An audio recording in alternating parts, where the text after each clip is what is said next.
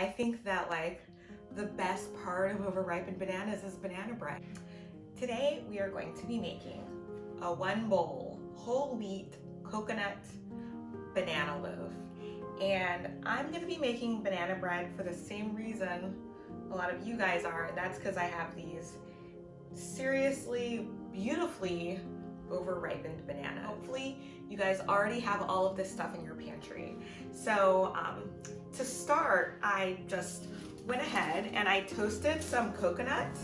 I just put it in an even layer and baked it in the oven at 350 for about 5 minutes.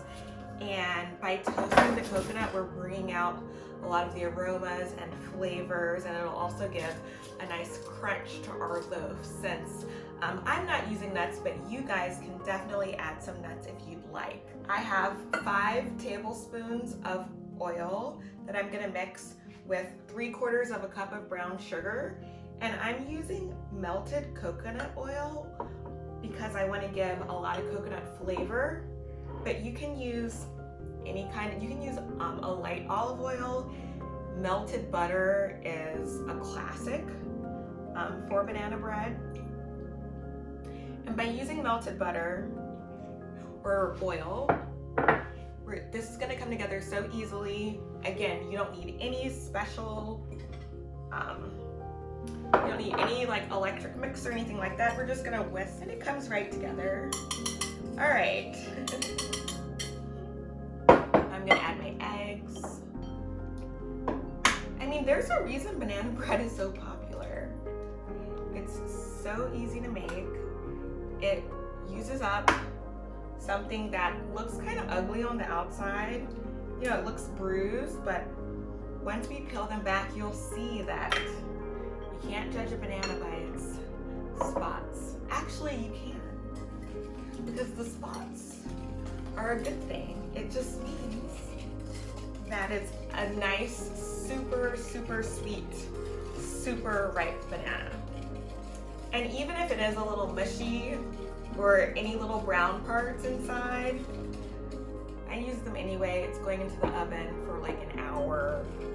It'll be fine. All right, so this looks great. And now I am going to add my coconut milk. I'm gonna do 1/2 cup of coconut milk. If you don't have coconut milk, you can use regular milk. You can use yogurt. If you use yogurt, you might want to mix in a little water until it looks about the consistency of milk, so it isn't too thick. And now I'm going to add some mashed bananas. When you peel it back, it's like perfect inside. I love this. It's like such a beautiful moment, just a beautiful reminder about how what's on the outside is not reflective of what's on the inside. Maybe this is why we all love banana bread.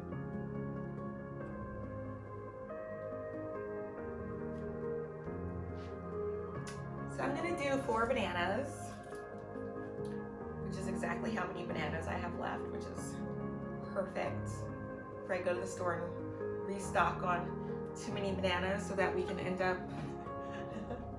making even more banana bread.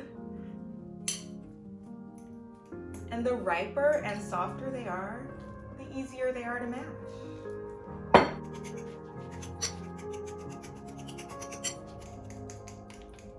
I mean, it's not the worst thing in the world if there's like a nice chunk of banana in your banana bread. So I'm gonna go ahead and put these right in here.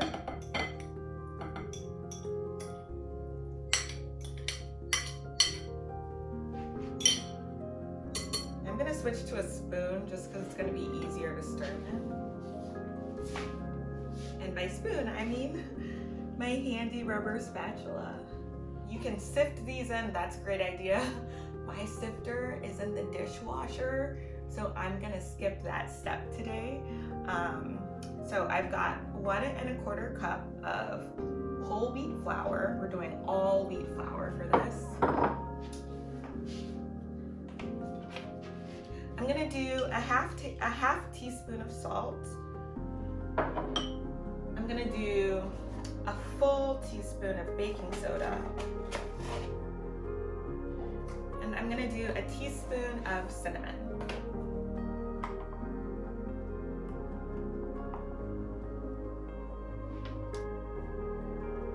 You can also add a little vanilla, but just because I'm being stingy with my vanilla and there's so much different layers of coconut going in here, I'm gonna skip the vanilla today. So I'm just gonna go ahead and give this a stir until everything comes together. I'm almost folding it because at this point in most recipes, you don't want to overdo it.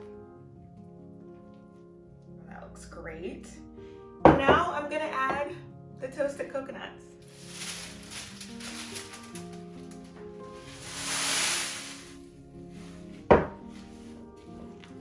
And that's it. I've got a loaf pan and we're gonna just bake this at 350 for about an hour. I'm gonna give it a spray with this baking spray with flour so that it'll come out easily.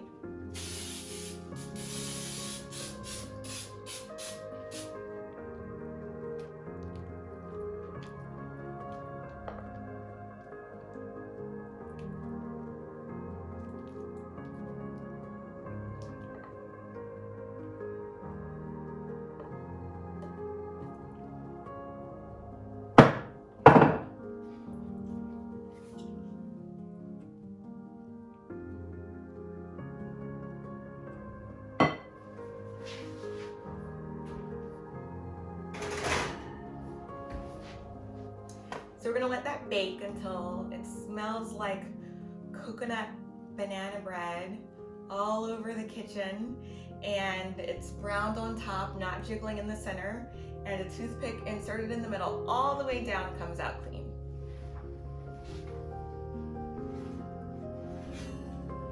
Oh, this looks so good. It smells good.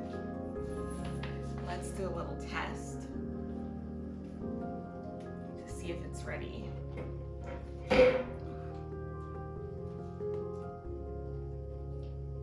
Looks good. Gonna let that cool for about 10 minutes in the pan, then I'm gonna take it out of the loaf pan and let it cool a little bit longer.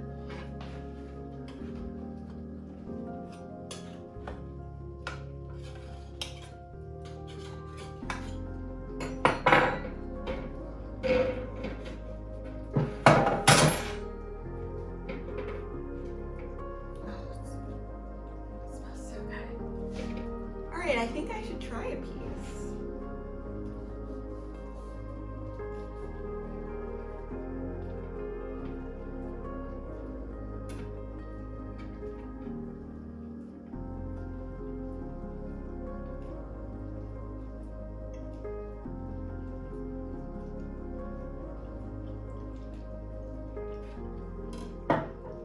Oh, that is good. It's moist and there's so much crunch from the coconut.